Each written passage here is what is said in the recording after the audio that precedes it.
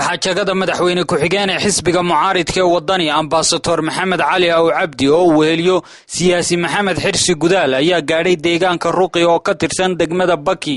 soo dhoweyn ballaadhan oo loo sameeyey kadib ayaa waxay gaadhsiiyeen dugsiga sare ee degmada ruqi barasho oo ka kooban kuraas iyo miisas deeqdan oo ay u soo wakiisheen jaaliyada gobolada awdal iyo salal ee degan magaalada Leicester ee dalka Ingiriiska xaflad ballaadhan oo loo qabtay ayaa waxa ka soo qayb galay dhammaan bulshada qaybaheega kala duwan waxana kamid ahaa mas'uuliyiintii ka hadashay hadaladoodii kusoo dhaweynaya ambassador maxamed xaaji cali iyo wax qabadkiisii uu qabtay dugsiga isaga oo bulshaduna ay aad ugu heelan tahay soo dhaweyntiisa iyo sida uu ixtiraam lahayd taasi oo ay indhahooda ku arkayaan waxa uu qabtay uu durba dhaqaajiyay wax qabadkii iskuulka kuraasta aad arkaysaan halka taalan ayagu ay noo keeneen nagu soo wareejiyeen sabradaha iskuulkaasi oo qabi ahaa in farabadan xagga fadhiga kuraasta lagu fadhiisanayo iyo qalabaynta galaasyada oo doorkii muhiimkii oo ka qaatay hadda daba socda isaga iyo jaaliyada kale ee uu ka madaxda yahay ee noo soo gudbisay agabkaasi qalabaynta galaasyadaba aad baan ugu mahadnaqaynaa irsiga ka nuurantahay dantaada uu taagan adigan ka daalayn in lagu doortana adigay daruuri tahay abii asluubtiyo adaabta loo xilsaaree lagu aaminaa tahay asalka iyo hidahaaga kolla kaanban maysidoo abwaanaad ka barataa afkaaguna ma guuro astaamaha ma lumiside waad sii adkaysaa aabihii barbaarkiyo indhihii waxaa tahay arrigan u kaxaayo waxaa lagugu ababshaa alifkiiyo qur-aankiyo aayadihi iyo diintiyo erayadii rasuulka oon maaragta halkan xafladan maanta dee u sababa qolada walaalaheena ee samafalayaasha ee inoo keenay labada fasal ee dhammaaday kuraastoodii aad iyo aad baad umahadsan tihiin iskuulkani haddaan yar taariikhdiisa dib ugu noqdo waxa aasaasatay beesha waxay halkan ahayd dugsi dhexe hoosay lahayd sekondariga may lahayn muddo dhowr 20 sanadooda ardayda secondary ka soo baxdaa dib jirumay noqon jirtay way dadku dee magaalo calaaqaad kuma leh oo boorama u taagi karo gobolka laga dhisay waxa la yiri ardaydeena timaada gobolka waa 12 kilomitir marka inta halkaan joognay halka gobolka 12 kilomitir qaar 5 kilomitir 6 kilomitir ka yimaado dhaqaaya iyo kuwa xagara ka yimaado 8 kilomitir ma wuxuu taagi karaa gobol oo intuu tago haddana ka soo hoyn karaa reerkooda ku soo noqon karaa waan xariistay waad garan kartaa 30 kilomitir ardaygeenu ha u yimaado oo gobolka yimaado iskuulka ka dhigto waad garan kartaa naxariistareen ay tahay way isqaadan weydo run ahaantii binaadmigu duxuu leeyahay waxaan u mahad celinayaa wafdiga wadani ka socda ee maxamed cali wato iyo murwo iyo mudanayaalba dadka ka soo qayb galay soo dhaweeyay السلام عليكم ورحمة الله وبركاته وعندكم سلام يا سلامة إسلامك أنت أكيد أدور قضبة يروق عقابان بانكاري إسقولك تاريخ دي سوى لك سوى شيكي يكون نقون مايو وحسن الشيكي وحي الكايدين يال بان الشيكي وحاسوه وحي أقوبة وكوهن خور الله أرك intii dawladii baarlamaankii iyo intii kacaankii iyo inta Soomaaliland jirtay inta dawladii Ingiriiska calankii laga qaatay baan foodka gelin maatika ahaa inta food oo kale waan soo galay waxa koowi ah musharax waxbaan qaban doonaa yiraahdayo musharax isagoo musharaxa oon kolkaa qarannimiyo aan haysanin oon dawlad xukumayn oo waxtarkiisa soo qadima waxaan moodayay arrimuhunay hore u dhammaadeen cishaba ugu baa timaada waa ugub curad maaha taariikhday qoraysaa qodobkaasi waa ugub musharax soo qadima waxtarkiisa soo qadima waa ugub kuwii aan dooran jirin دولة وصلها حلبان لها عشاء أي وحدون أيام ضوء بناية عشاء مرضى وبور ما كل عضه لأنك وحيسي سوق الدبل لما ترطاري ما يبور كل عما يصير زلايا واي ما دورا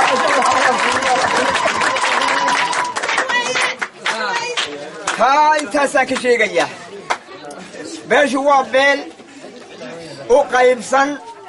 حول دقته بيرومنه بير مسلولي إنت يا مسلولي ده ما هنا لكن حول دقته ما راح كده على 6 سنة يا رب نقولين أنت يا مسلولي دي قيس كيف وحكود له نول وحكود له قيس كيف 8 قيس وحكود له نول حق عيال خليه سيد عيال يروح كده يعني لما أمان إني نيوتك يوحي يروح على حق أسوأ كعد وحنا آديات وحيدي كفرينا واحتر وحيات كانت وان هينا واي هاي أنا قو يدين مهد علينا أنا إذنك إيا الدولة دبا يدين مهد علينا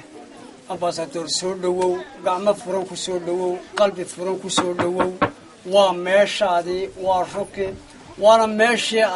maxaan ku ad wax tartay ee ku haysa niyad kida buuran iyo maxaan ku leedahay wax qabadka aad u tartay darteed way kugu soo dhaweynaysaa waana meeshaad u dhalatay 3 jeer bay kugu soo dhaweynaysaa halkan waa gobolkaad u dhalatay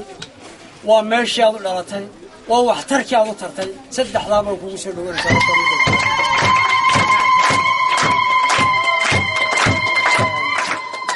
تاك بعدي أنا وعمر واللباد يا مر سدح يا مر أفراد با كوسول دويننا وحترك يا وحقبتك موضة سيدا عاقل عبدي أو كسر شيكية الظهر مرستين كوسول دويننا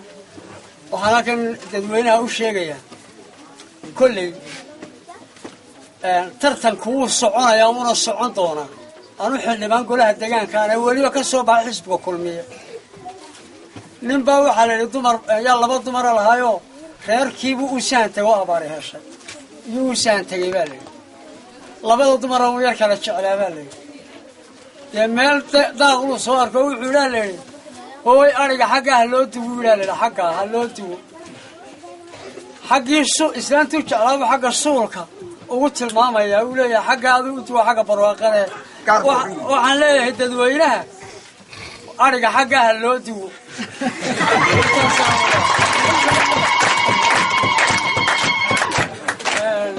intaa بعد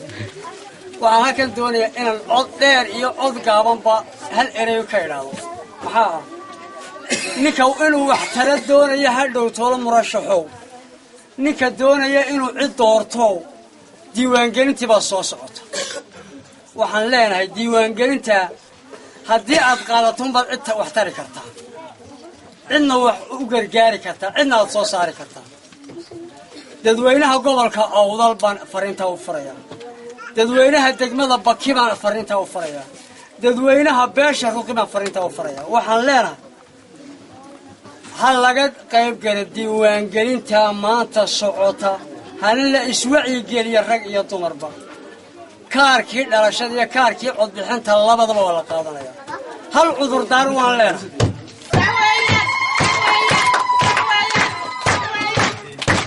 dadkeen nilaamay dila wixii ka hoosay maanta xeebuna ku maqan ilaahay waxaan rajaynaynaa oo ilaahay ka tuubaynaa inuu roob degdeg ah ina siiyo maanta abaar baahsan baa inagu dhacday dadkeenina xeebu ku maqan yahay ka codayn lahaa degmada Baki siiba xeebu ku maqan yahay ilaahay noo fududeeyay inaguna aan ku dadaalna dadkeena sidii codka hadana waqti tii abaartaasi inagu dhacday تيو هذا إن عود كذا لقاته وين كذا دلالتي لك كذا وحنا أمباسطور وماشى يكسر دو وماشى واحترت يكسر دو وماشى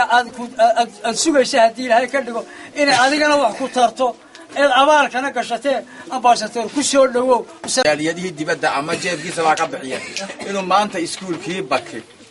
يعني إسكول كي رقي أو كان قلب كيسي أو أربعة دي ما أنت أكو فردة ما شاء الله يقع قرح بدن marka anu waxaan leeyahay waa saaxiibkay waxaan idin wadnaa kullay ninkii wax qaban lahaa wax tari lahaa gobolka Salal iyo Awdal wax tari lahaa Somaliland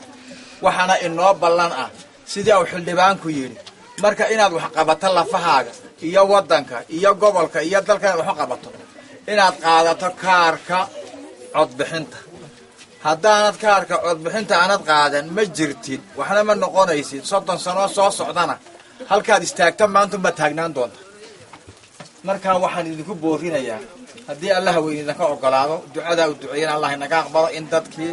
roob inoo ilaahay ina siiyo raxmadiisa ilaahay il raxmadadii nagu soo ilaahay kaarkaasi aan ku dadaano in aynu qaadano taasaad wax ku noqon kartaa wax ku dooran kartaa aad ku tirsanaan kartaa taasaa iskuulkuna ku jiri karaa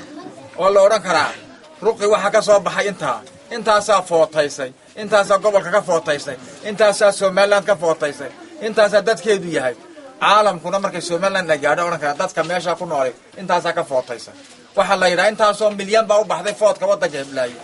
marka caruuraha laga reebo dadkii waxa la garan waddankaasi inta uu dadkiisu leegyahay inta dhaqaalihiisu wuxuu ku soo baxaa in la ismoojiyo ma la qaato aan ku dadaalno foodkana waa inoo meesheeda markaa dadweynahan iyo dhalinyaradan iyo caruurtan iyo ardaydan aad maanaan filin soo dhawayntane afar infraasada miisaska umaan markii hore keenanay marka waxaanaan filaynin waa farxad ilaahay ha idinka jasaaysiiyo aad baad mahadsantihiin waa waqti kulul marka hore waxaan horta u mahadnaqayaa soo dhawayntiinna ananaan ku talagelin aad baad mahadsantihiin mar labaad kuraasida iyo miisaaskaas waa markii labaad waxa ku soo tabarucay oo igu soo aaminay oo ii soo dhiibay jaaliyadda gobollada Awdal iyo Selel ee magaalada Leicester ee waddanka Ingiriiska ku taala aad baan ugu mahadnaqaynaa jaaliyaddaasi way dadaaleen iyaga ay la soo xidhay markii hore arkeen kuraasidii hore keenay halkan marka iyaga markaan Ingiriis ku noqday la soo hadlay aadna waan ugu dadaalay waxaan lahaa ilaahay ugu aasto kalaaska kala maalintii aan ballan qaaday inaan wax ku keeno markaan tagay way la soo xidhiidheen khayr Allah siinka Mustafa Daawud la yiraahdo oo isna u dhashay ruqi ayaa la soo xidhiidhay yiri waxaan noo aragnay in ruqi kuraasi la geeyay fasal baa banaan baan yiri waanu ka qayb qaadanaa buu yiri magaaladii bay galeen way dadaaleen jaaliyadaasi ayaa lacagta la soo iibinay miisaaska kuraasidaasi ayaga keenay oo igu soo aaminay iga gudooma waxaan rajaynayaa ilaahay idankii ani iyo ruqi inaanu mataanaan noqono oo aan intaan noolahay waxba ka hakranin ay wax qabad waxaan qabanayo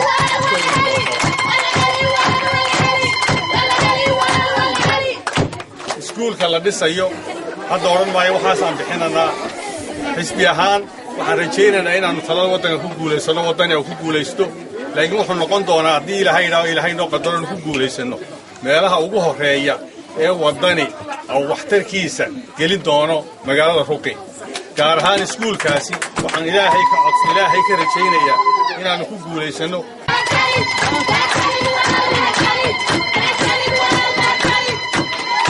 aad baad mahadsantihiin waa ceeb kulul ilaahay ha inoo qaboojiyo dhulka ilaahay ha idin barakeeyo kuwadka Allah ha inoo barakeeyo arsaaqada Allah ha inoo waasiciyo ilaahay samada ha inooga naxariisto ilaahay dadka dowladayna ilaahay nabad ha inoogu soo celiyo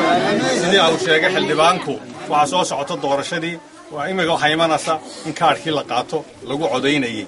haddaan kaarka la qaadanna codeyn maysaano cidaad rabtaan dooran maysaan marka kaarka qof kasta oo 14 gaadhay ha qaato